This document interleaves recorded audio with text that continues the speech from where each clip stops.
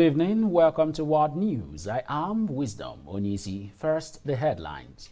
President Tinubu appoints Jamiul Abiola as SSA on linguistics and foreign matters. U.S., Britain, and others condemn escalating violence in Mozambique. U.S. man awarded $1 million after wrongfully imprisoned for 27 years. And on spot, Lampard appointed Coventry head coach. Now the news in details. President Bola Ahmed Tinubu, GCFR, has approved the appointment of Jamiul Abiola as the Senior Special Assistant to the President on Linguistics and Foreign Matters. The appointment takes effect from 14th November 2024. A statement by Director of Information and Public Relations Segun Imohiel on behalf of the Secretary of the Government of the Federation said the appointment is in line with the provisions of the Certain Political and Judicial Office Holders, Salaries and Allowance etc. Act 2008, as amended. Until his appointment, Jamiul served as the Special Assistant to the President on special duties in the Office of the Vice President. President Tinubu tasked the appointee to work closely with the Federal Ministry of Foreign Affairs and bring his wealth of experience to bear in his new assignment. Away from that, we'll also have you know that Vice President Kashim Shettima has returned to Nigeria from Abuja, Cote d'Ivoire, where he attended the inaugural International Exhibition of Extractive and Energy Resources. Although no official statement was issued about his return, reports gathered that Senator Shettima arrived in Nigeria on Wednesday night through the Nnamdi Azikiwe International Airport in Abuja. While in Cote d'Ivoire, Vice President Shettima had called for strengthening governance, enhanced transparency, and collaboration among leaders and industry players to harness African resource wealth for sustainable development. We also have you know that the Akwa Ibom State Government has declared Friday, November 29, 2024, a work-free day in honor of late First Lady Patience Eno. A statement by Secretary to the State Government, Eno Bong Iwa, in Uyo, the state capital, on Wednesday, noted that the decision is to enable Akwa Ibomites and other well-wishers to pay their last respect to the departed First Lady. Further to the final home-going program of the departed First Lady, Her Excellency Pastor Mrs. Patience Umo Eno, the Akwa Ibom State Government, in consultation with the bereaved family, has declared Friday, November 29, 2024, a work-free day, the statement read. Away from that, no fewer than 24 protesters were allegedly killed and over 1,200 others were detained by the Nigerian police during the nationwide End Bad Governance protest, according to Amnesty International. The organization's country director, Isa Sanusi, disclosed this while addressing a news conference in Kano State on Thursday. Sanusi, who presented a documented report on the protest, said those killed included 20 young people and an elder person and 2 children. Now, when we return, news from other parts of Africa. Please stay with us.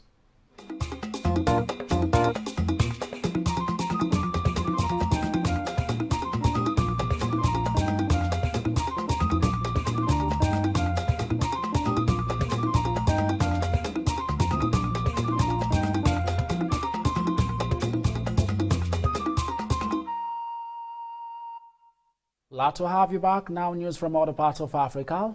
Malawi's President Lazarus Chakwera on Wednesday announced measures to tackle a fuel crisis and hunger while condemning political violence in the country. Earlier this year, the East African nation declared a state of disaster in 23 of its 28 districts after drought-destroyed crops threatened 5.7 million people with hunger. In an address, Chakwera recognized the need to prioritize food security, but also asked the nation to support measures to cut spending. He said the government will announce austerity measures due to fiscal pressures over the country's debt situation. Away from that, the United Nations in Chad has launched an internal investigation following a report on allegation of sexual exploitation of Sudanese refugees. The statement disclosed the seriousness of the allegations cited in the report, immediate and firm measures, and that those responsible should be punished. The UN did not immediately respond to questions about what the internal investigation entailed. Speaking on condition of anonymity, Sudanese women and girls found refuge in Chad, alleged humanitarian workers and local security forces had sexually exploited them. Now we move to other parts of the world after this break. Please stay with us.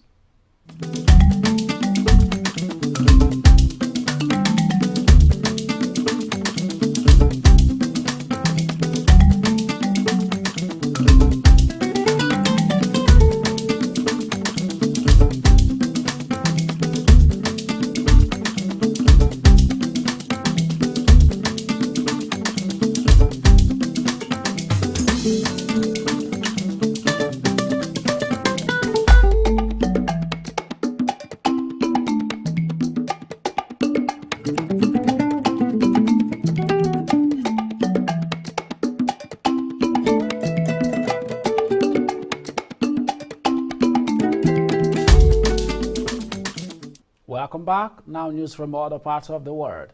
Israel told the International Criminal Court on Wednesday that it will appeal against arrest warrant for Prime Minister Benjamin Netanyahu and his former defense minister.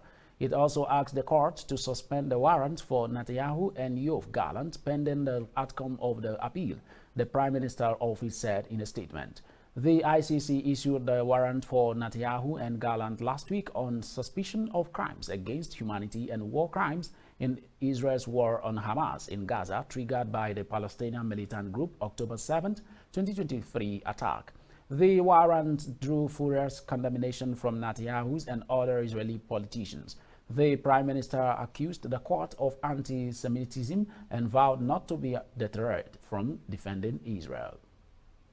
Away from that, Michael Sullivan, who spent over 27 years in the Massachusetts prison for a murder he steadfastly denied committing, has been awarded $1 million in compensation after new DNA evidence and exonerated him. Sullivan, now 61, was convicted in 1985 and sentenced to life imprisonment without parole. He was released in 2013 when advances in NDL technology proved his innocence, leading to the overturning of his conviction. Earlier this month, Sullivan was awarded $13 million, that is 10 million euro, in damages by the Massachusetts court. However, state regulations cap compensation for wrongful conviction at $1 million, limiting the payout he can receive. During his decades of incarceration, Sullivan endured profound personal losses, including the death of his mother and 4 siblings. In a statement, he said that while the money is welcome, it will never make up for the years stolen from him or the loved ones he lost while he was in prison. We also have that rescue ship Ocean Viking on Tuesday pulled 48 mostly underage migrants from the Mediterranean off the Libyan, the aid group that operates the vessel said on Wednesday. The group packed into an overloaded small boat was made up of 90% unaccompanied minors, a statement read. The rescue ship had intervened after receiving a notification about the boat from a NATO aircraft transmission. Most of the survivors are originally from the Gambia and Guinea-Bissau, according to reports which added that they were now safe and resting in non-board shelters. Guinea-Bissau, on Africa's western coast, is one of the world's poorest countries, seen as one of the most plagued by corruption. Up next is business. Please stay with us.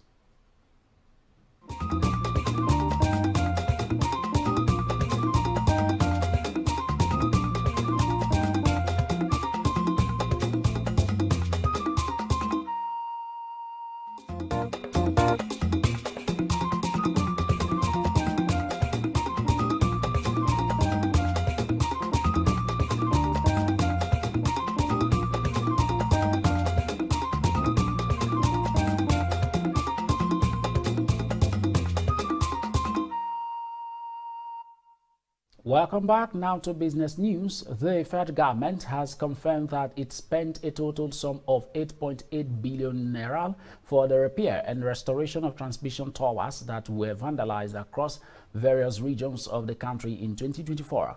The managing director and chief executive officer of the Transmission Company of Nigeria, Ahmed Abdulaziz, revealed this at the quarterly power sector working group meeting in Abuja.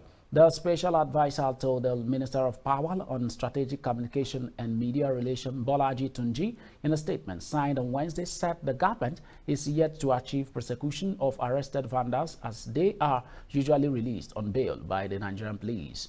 Abdulaziz, who was represented by the Executive Director, TCN, Transmission Service Provider Olubenga Ajiboye, revealed that 128 transmission towers have been destroyed either by vandals or bandits across the country between January and November 2024.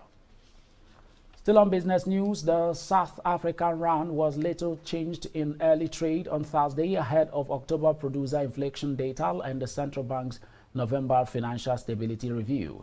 The rand traded at 18.21 against the dollar, near its previous close of 18.2050.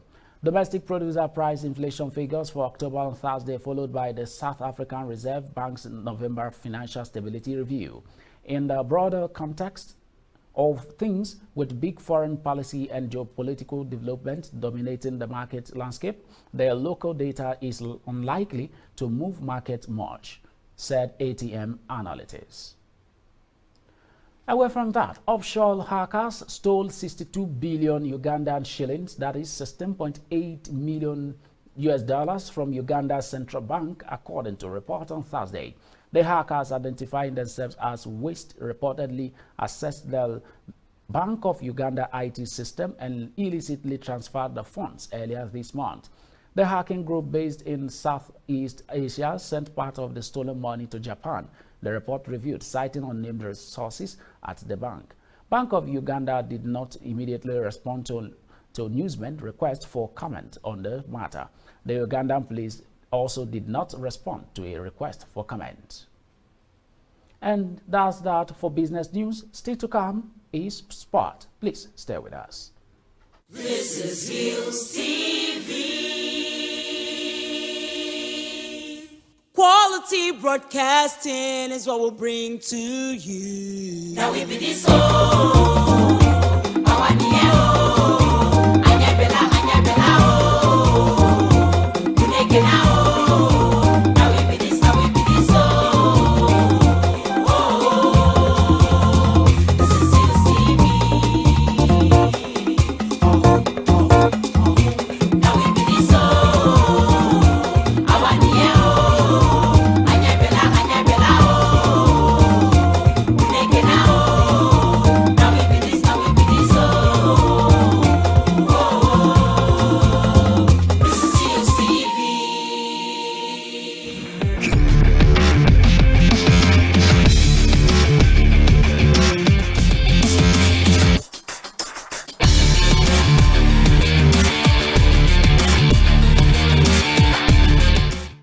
Welcome back now to Sport News. Former Chelsea and England midfielder Frank Lampard has been appointed head coach of Championship club Coventry City on a 2.5-year deal. Lampard, who is 46 years, takes over with the club 17th in the Championship table, 2 points above the relegation places. He replaces the long-serving Mark Robbins, who was sacked after 7 years in charge earlier this month, and becomes the first new appointment made by Sky Blues owner Doug King since he completed his turnover in January 2023. The Coventry job will be Lampard's fifth in management, following spells at Derby County, Everton, and 2 stints with Chelsea. He has worked largely in the media since his last role as interim manager at Stamford Bridge ended in May 2023. Lampard's first match in charge of the Sky Blues will be at home to Cardiff City on Saturday. Away from that, we'll also have you know that Manchester City midfielder Rodri hopes to return to action before the end of the season. Rodri ruptured the anterior cruciate ligament ACL in his right knee during the City's 2-2 draw with Arsenal in September. An injury boss Pep Guardiola said would keep him out for the rest of the season. City have failed to win any of their past 6 games in all competition in Rodri's absence, and the Spain international hopes to help his teammates before the season is over. Moving over to cricket, where we'll have you know that Australia have added uncapped Tasmanian all-rounder Beirut Webster to their squad for the second test against India in Adelaide. The 30-year-old, who was Player of the Year in the Sheffield last season, will join the national team for the match, which starts on 6th December. Webster averaged 38 with the bat in first-class cricket and 37 with the ball. He will provide cover for Mitchell Marsh, who is struggling for fitness following Australia's defeat in the first test in Perth. The Tasmanian, who bows mostly seam but can also deliver off spin, joins the otherwise unchanged squad as the home side look to square the 5-match series. He scored 61 and 49 batting for Tasmanian against New South Wales this week, taking 5 wickets with the ball. Earlier this month, he scored 145 runs in 2 matches against India, along with taking 7 wickets at the average of 19.57. And that's your sport news on Wild News. Now we'll move to the rest of the news after this break. Please stay with us.